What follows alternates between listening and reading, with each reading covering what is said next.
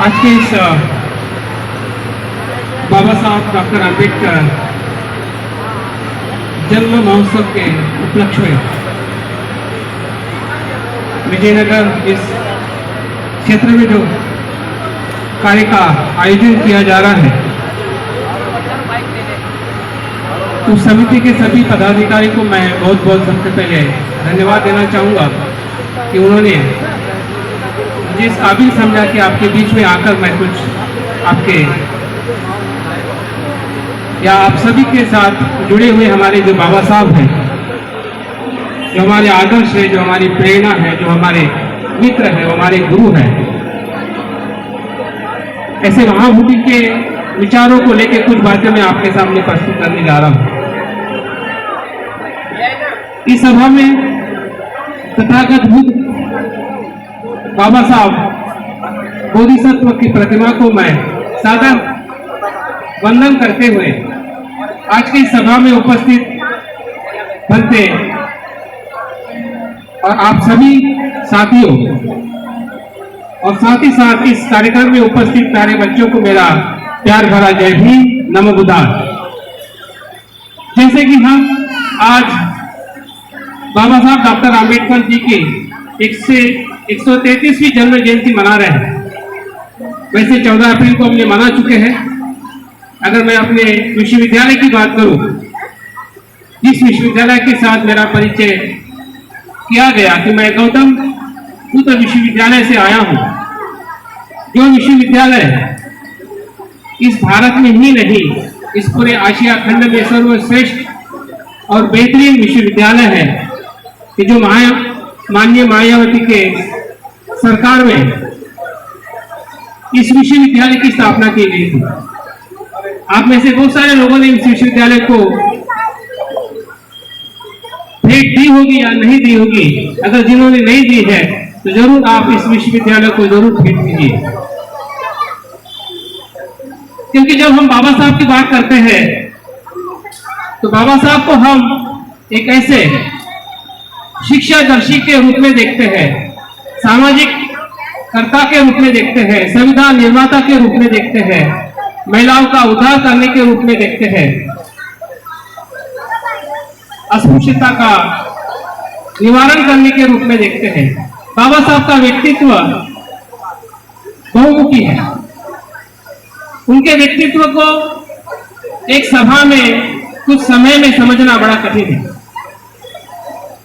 अगर हम देखें कि जो महासागर इतना गहरा, इतना विशाल होता है, उसी प्रकार से बाबा साहब का भी व्यक्तित्व बहुत विशाल और बहुत गहरा है। जिस प्रकार से कुछ समय पहले एक बेटी ने बहुत ही सुंदर अपने व्यक्तित्व में, वक्तृत्व में उन्होंने बाबा साहब के बारे में एक चंद विचारों को ऐसे प्रस्तुत किया कि जैसे उसके वो हृदय से वो भावनाएं बाहर आ रही। हमने गौर किया होगा कि वो व्यक्ति, वो लड़की जो कह रही थी, आप में से सभी लोग उस विचारों से प्रभावित हुए हैं। और बाबा साहब के किए हुए कार्य को अगर हम देखते हैं, उस कार्य की अगर हम गिनती करें, तो मुझे लगता है कि बाबा साहब ने पूरे जीवन में समाज और समाज के हित और कल्याण के लिए जो कार्य किया है, इस संसार में ऐसा कोई व्यक्ति नहीं हुआ है जिन्होंने इतने कार्य बाबा साहब ने किए। बाबा साहब के बहुत सारे पहलुओं में से मैं एक पहलुओं को आपके सामने रखना चाहूंगा, जिसका संबोधन हम अक्सर कहते हैं, करते हैं, और बहुत ही स्वाभिमान से हम बाबा साहब को बोधिसत्व कहते हैं। तो मेरा सवाल यह है, और इस सवाल पे हमने जरूर चिंतन करना चाहिए, क्योंकि यहाँ पे बैठे हुए बहुत सारे हमारे बुजुर्ग मित्र हैं जो बाबा साहब के आंदोलन से काफी समय से जुड़े हुए हैं। कुछ विद्यार्थी हैं, कुछ महिलाएं हैं। बाबा साहब के जीवन को हमने बहुत ही, भले उनके आंदोलन में हम प्रत्यक्ष रूप में नहीं थे, लेकिन उनके विचारों को, उनके जीवन को हमने अनेकों बार पढ़ा है। भले हमने कम पढ़ा है, लेकिन उसका जो लाभ हमें जो मिल रहा है, फिर वो आरक्षण के रूप में हो, संविधान के रूप में हो, शिक्षा के रूप में हो, या ऐसे जितने भी लाभ हमें मिले हैं, उस लाभ के कारण ही हमारा आज बाबा साहब को पहचानने का, बाबा साहब को मानने का हमारा मन बनता है। लेकिन कभी हमने ये देखा है क्या, जानने का प्रयास किया है क्या कि जिस कार्य को बाबा साहब ने किया है उस कार्य के भीतर ऐसी कौन सी ऊर्जा थी। एक लड़के ने बहुत ही सुंदर कहा है, जो वक्तव्य में उन्होंने बताने का प्रयास किया है कि बाबा साहब के जीवन में कितनी चुनौतियां थी, इतनी सारी समस्या थी, इतना सारा अपमान था, इतना सारा दुख था। ऐसे विपरीत परिस्थिति में भी बाबा साहब कैसे लड़े होंगे, वो किस प्रकार का मन होगा, किस प्रकार का बल होगा।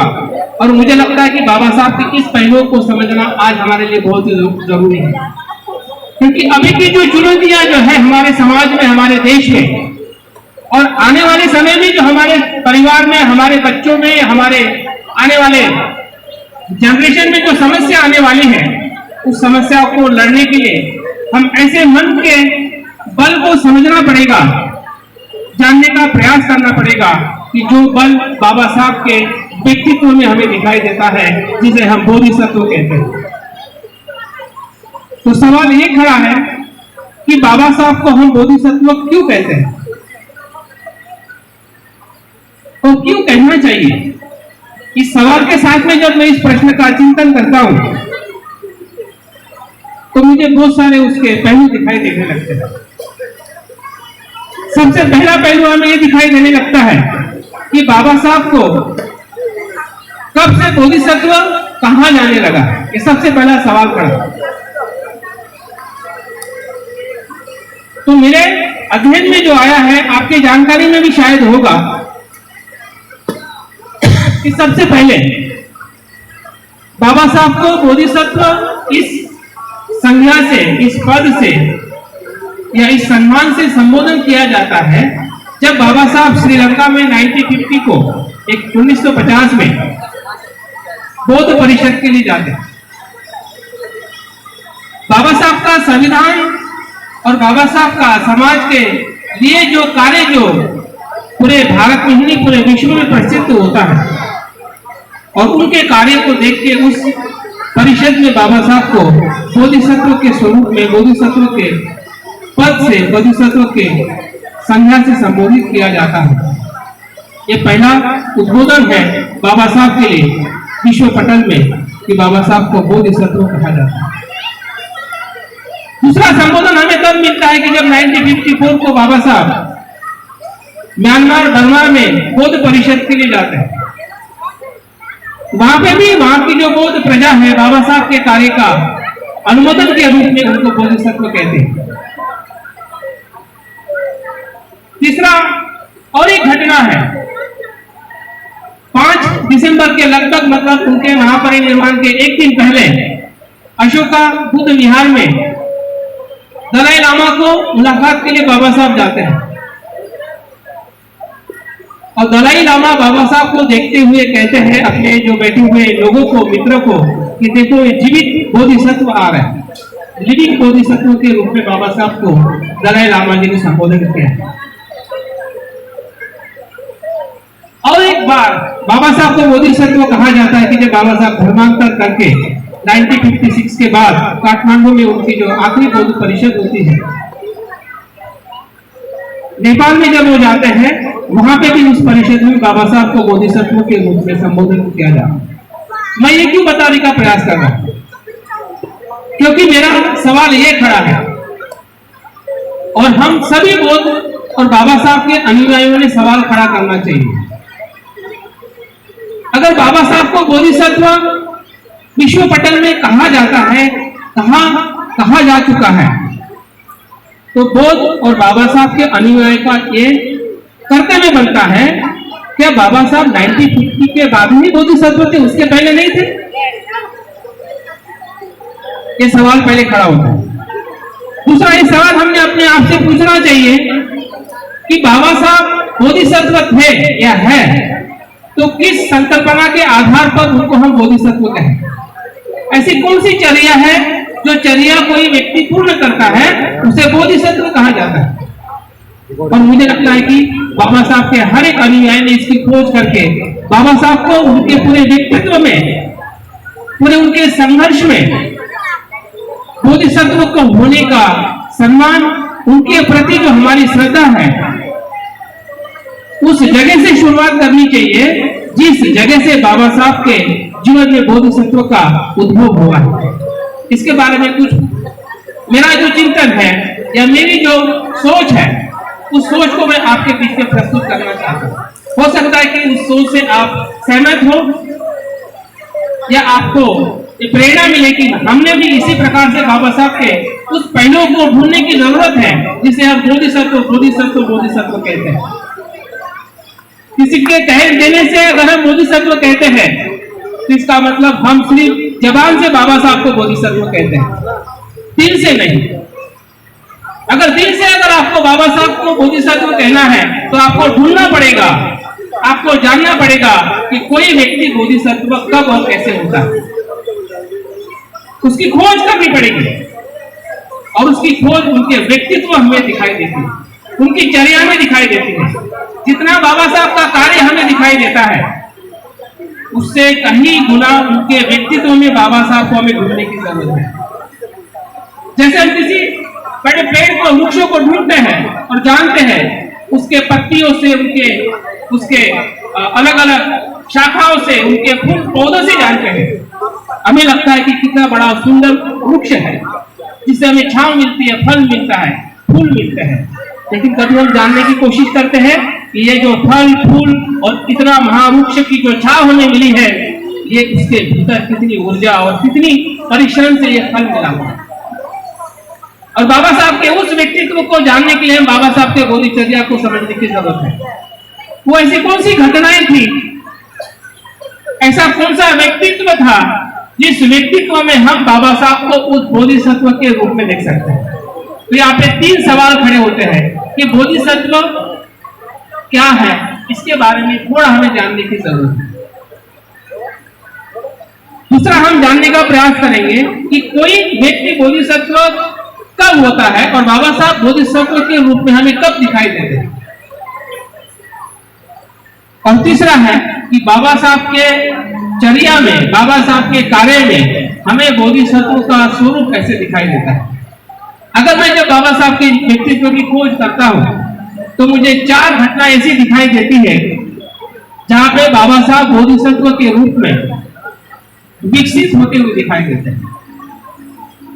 अभी बोधिसत्व का सीधा और सरल अर्थ यह है, उसमें 2 शब्दों से वो शब्द बना है, बोधि और सत्व। बौद्ध धर्म में बोधि का अर्थ होता है कि जो व्यक्ति प्रज्ञा और करुणा से पूर्ण है या प्रज्ञा और करुणा से जो आचरण करता है, ऐसा सत्व, ऐसा व्यक्ति, वो व्यक्ति मनुष्य रूप में भी हो सकता है, प्राणी के रूप में भी हो सकता है, महिला के रूप में भी हो सकता है, किसी भी स्वरूप में हो सकता है। लेकिन उसके भीतर जो तत्व जो है, संसार के दुखों को उसके कारण के साथ में समझकर उस दुख को मुक्त करने का जो सतत प्रयास किया जाता है या जो व्यक्ति करता है, उसे बोधिसत्व कहते हैं। अभी इस संकल्पना में अगर बाबा साहब को ढूंढते हैं तो ऐसा उनका चित्त या ऐसी उनकी जो मन की अवस्था इन घटनाओं में हमें दिखाई देती है। कब बाबा साहब को बुद्ध के प्रति श्रद्धा उत्पन्न हुई। बाबा साहब ने, जैसे कि अभी हमारे मित्र ने जो सुंदर गीत के माध्यम से संकल्प भूमि का जो जिक्र किया है, हमें इतिहास के तौर पे पता है कि बाबा साहब ने कौन से कार्य किए हैं। लेकिन उस सभी घटनाओं को, बाबा साहब के पूरे व्यक्तित्व को बोधिसत्व में या बोधिसत्व के रूप में देखना, ये सभी बोधों का, सभी बाबा साहब के अनुभव का प्रकट करते हैं। सिर्फ किसी के कहने से कह देना कि बाबा साहब बोधिसत्व थे, मुझे लगता है ये पर्याप्त नहीं है। तो पहली घटना जो मुझे लगती है, बाबा साहब का बुद्ध के प्रति जो श्रद्धा भाव जो उत्पन्न हुआ था, हम सभी को पता है।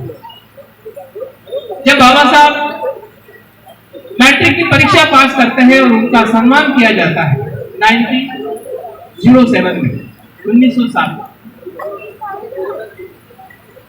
और उनको बुद्ध चरित्र इस ग्रंथ की भेंट दी जाती है।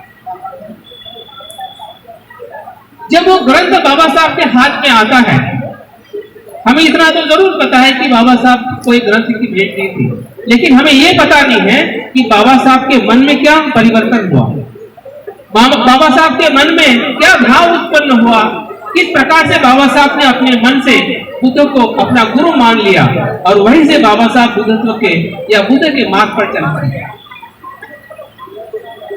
उनके खुद के वचनों में हमें सुनने पढ़ने को मिलता, जबकि मुझे रामायण महाभारत रोज पढ़वाते थे, लेकिन बुद्ध के जीवन के बारे में, बुद्ध चरित्र के बारे में मेरे पिताजी ने कुछ नहीं कहा। ये सवाल लेके जब अपने पिता के पास में जाते हैं और पूछते हैं कि पिताजी आपने मुझे ऐसे बहुत सारे ग्रंथ के वाचन के लिए आपने मुझे प्रेरित किया, लेकिन बुद्ध के जीवन के बारे में मुझे आपने कभी प्रेरित नहीं किया। इस सवाल से उनके पिताजी के रोंगटे खड़े हो जाते हैं कि मेरा बेटा इस उम्र में, जब उनकी उम्र केवल मात्र 16 वर्ष की होता है, उस उम्र में कोई भी बालक धर्म के ऊपर, धर्म के प्रति कभी भी सवाल खड़ा नहीं कर सकता है, लेकिन बाबा साहब के मन में यह सवाल क्यों खड़ा हुआ होगा?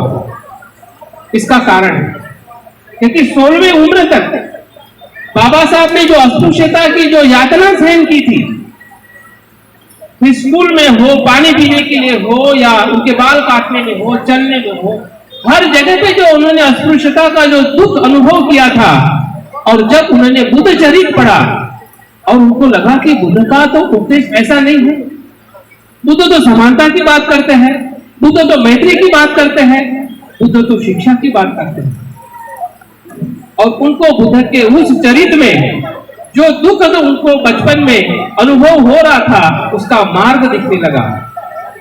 बुद्ध के प्रति ऐसी श्रद्धा उत्पन्न हुई कि यही बुद्ध है जिसके माध्यम से मैं इस दुख से मुक्त हो सकता।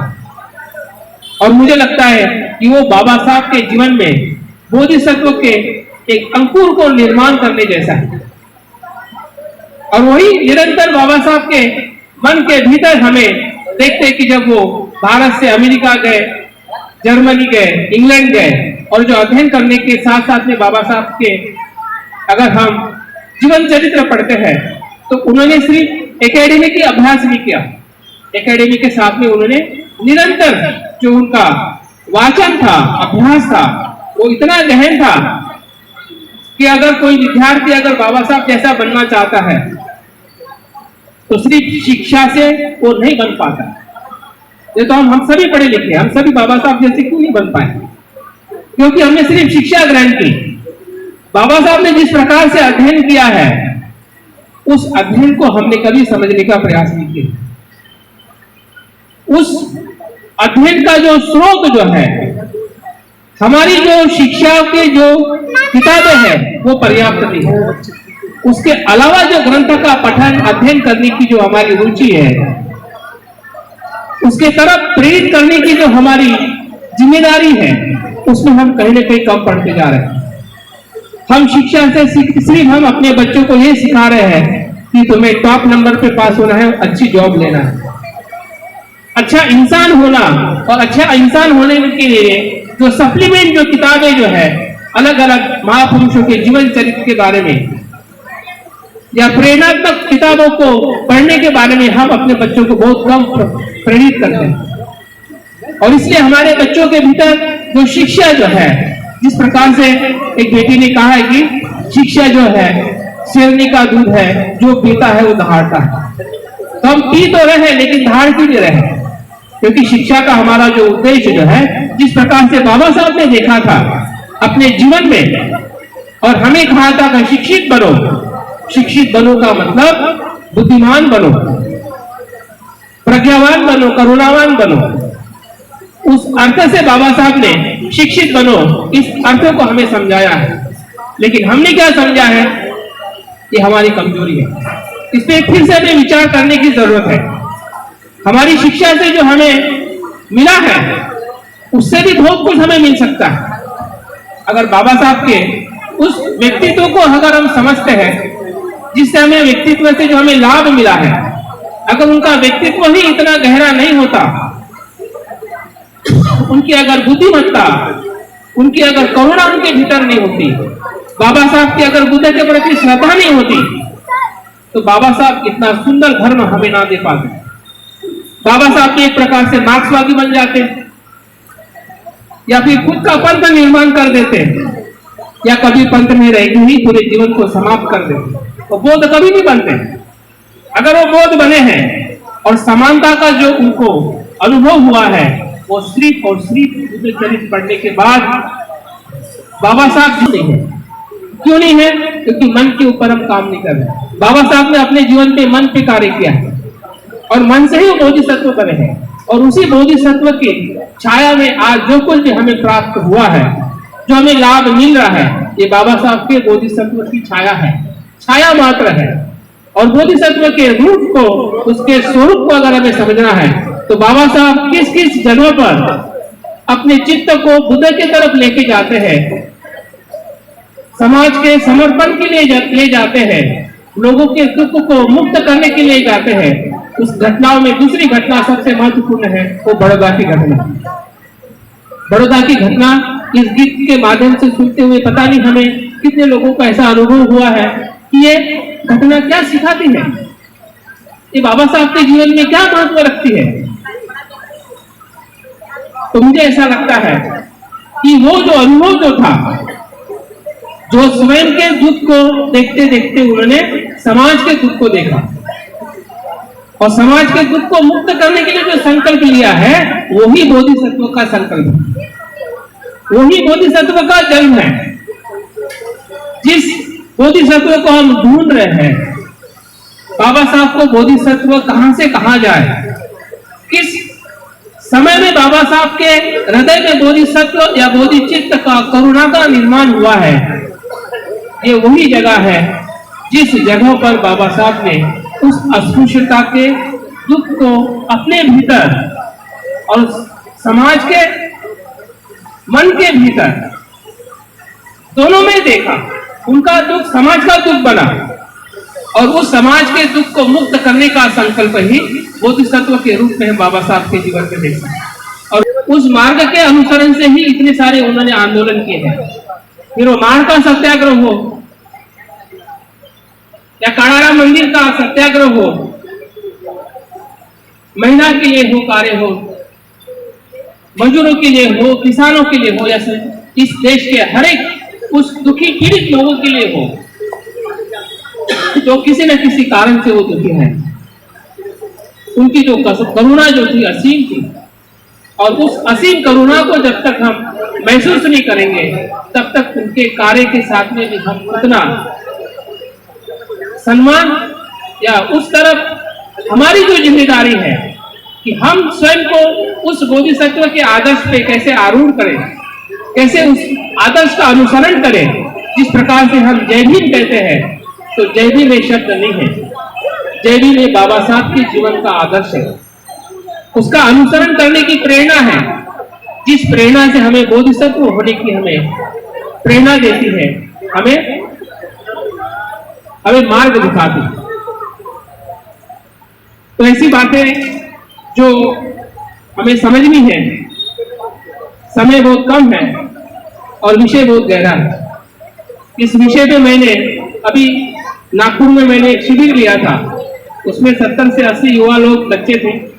इसी विषय पे मैंने शिविर लिया, 5 दिन का शिविर लिया, और 5 दिन भी कम पड़े इस विषय की गहराई को अध्ययन करने के लिए। और जब तक हमारा समाज बाबा साहब के व्यक्तित्व और उनके आचरण को संतुलित होकर नहीं देखेगा, तब तक बाबा साहब हमारे हृदय में प्रवेश नहीं कर सकते। बाबा साहब के सिर्फ कार्य को जानकर अगर हम बाबा साहब को मान रहे हैं, तो ये हमारा अधूरे बाबा साहब है। अगर पूरे बाबा साहब अगर हमें समझने हैं, तो बाबा साहब के व्यक्तित्व में हमें ढूंढना पड़ेगा कि बाबा साहब का व्यक्तित्व, उनका जो चर्या जो है, किस गुणों से, किन बलों के साथ उन्होंने अपने जीवन को पूर्ण किया है। अंतिमता में अपनी छोटी सी एक कहानी बता के बाबा साहब बोधिसत्व के रूप में कैसे जीवित है, किस प्रकार से उन्होंने कार्य किया, इसका परिचय हमें इस कहानी के माध्यम से होगा। ये कहानी